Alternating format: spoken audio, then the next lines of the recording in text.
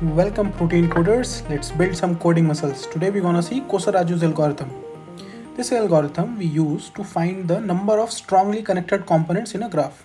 What is a strongly connected component?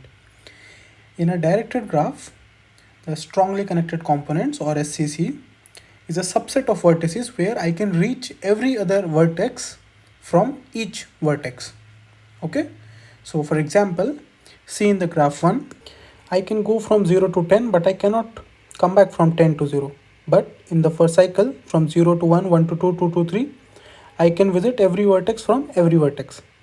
Similarly, in the second cycle, 10 to 8, 8 to 9, 9 to 10, then again 10 to 8, right? Then 7, then 6, 5 and 4. So here we have 4 strongly connected components in our graph. But I want to make one note. Don't think in terms of cycle, okay? That if a vertex, all the vertex are part of a cycle, then they will be strongly connected component. See in the second graph, I can reach from node number 1 to 4 via 1 to 2, 2 to 3 and 3 to 4. And in this graph, I can reach every vertex from every vertex. So here I have only one strongly connected component, okay? It's not like we have 2 components, okay? So don't think in terms of cycle. It's very important. Now in our graph, let's check by performing DFS. So let's say we start from node number 1 and we go like this, then so eventually we will not get the answer, right? Here like we are getting only one component, which is obviously wrong, right? We saw we have 4 components.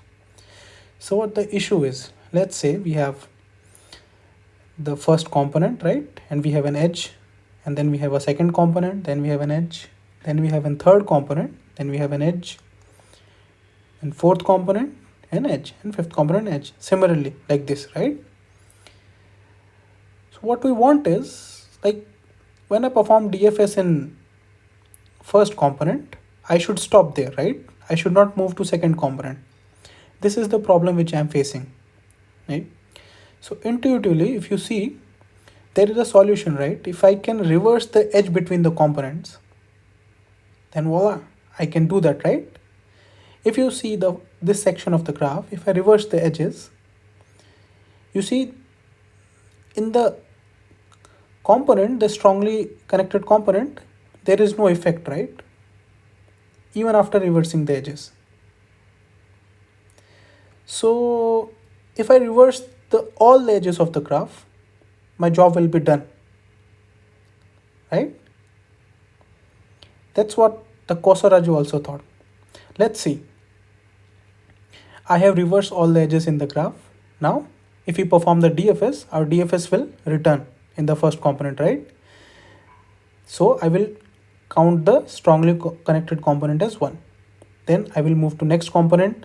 Again, I will increase the count. Then third component, I will increase the count. My DFS will return, and in final component also I will call the DFS for 4th time. So I have 4 components, right? Problem solved. But there is a catch here. We will see. We need to reverse the edges, we know this, but still we are missing something. Say how we call DFS. Let's call DFS in the graph. Again, it is the reversed one, right? In the visited vector, we will mark 0, 1, 2, 3. And then we will move to 4th node, right? According to our visited vector. And when we call the DFS from the node number 4, you see we get only one component and all the nodes are visited, which is wrong, right? The order is the problem here. We can't just use our visited vector to call for DFS.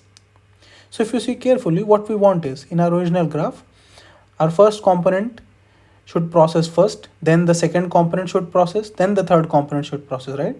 Second is dependent on 1, 3 is dependent on 2, and similarly rest of the components. So if you see carefully, what is this? This is nothing but a topo sort, right? Topological order, which we have studied. Remember? So we can use the topological sort using DFS, but you know, when we have cycle present, that topo sort will give wrong answers for cycles, right? But hey, there is a catch in this.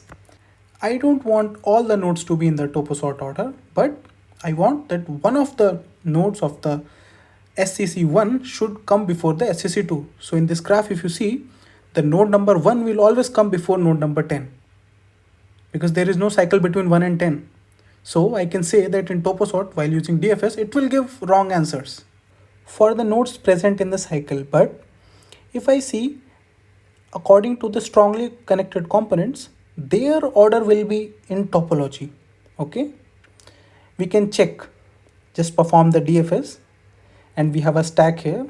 Okay, so our DFS will go and return from 4. I'll insert 4 in the stack, then 5, then 6, then 7, and at 9 I will see every node is visited, then I will insert 9, then 8, then 10, then 1, and then 0. So if you look into the stack, I can get one component of every strongly connected component in topo sort order. See, 0 came first before 10, right?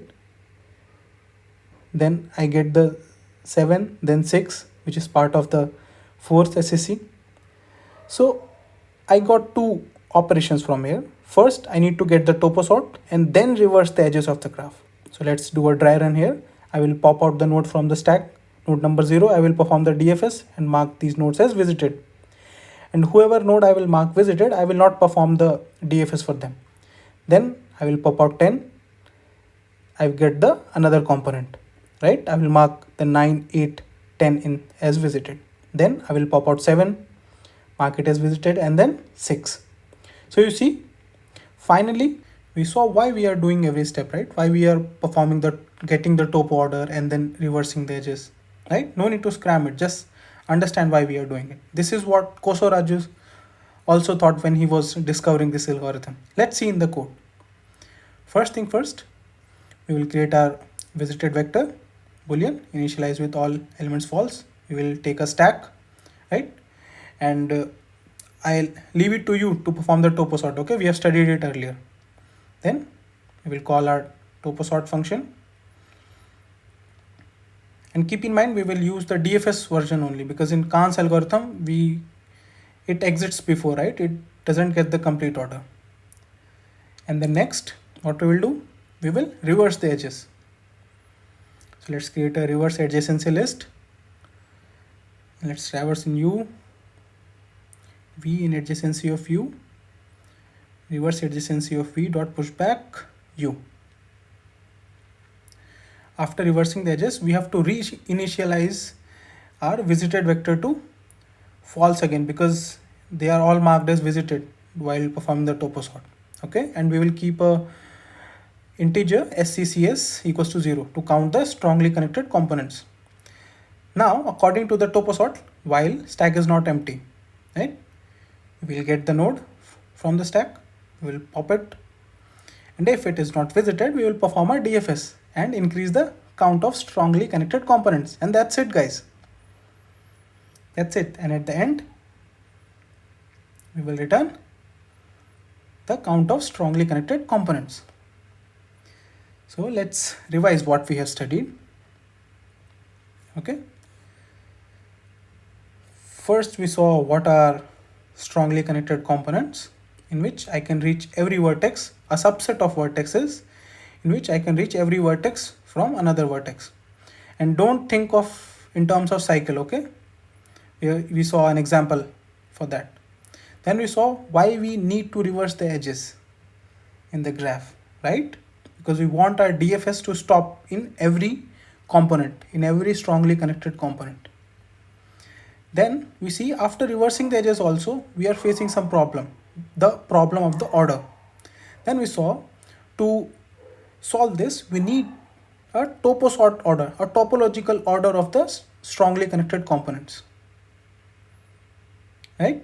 We saw that for cycles, maybe for vertices, it may give the wrong topo order, but for the strongly connected components, it will give us the correct order. Okay. Then we did a dry run for this, that we will get a topo sort of the vertices in a stack and reverse the edges of the graph. Then we will pop out from the stack every node and we'll check if it is not visited. We will perform the DFS and increase the count of SCC. Then we saw in the code, similar thing, right? First, we initialize our vector visited and stack. Then we perform the topo sort, right? We get the topo sort in our stack. Then we reverse the edges, reinitialize the visited vector and get an integer to count the strongly connected components. And while stack is not empty, we get the element. If it is not visited, we will perform the DFS and increase the count of SCCs. And at the end, we will return the count. So this is all from my side, guys. Hope you learned something new. If you have any queries, any questions, please mention them into the comment box. You will find the problem and the solution link into the description box. I hope this helps. Keep smiling, keep practicing. Thank you.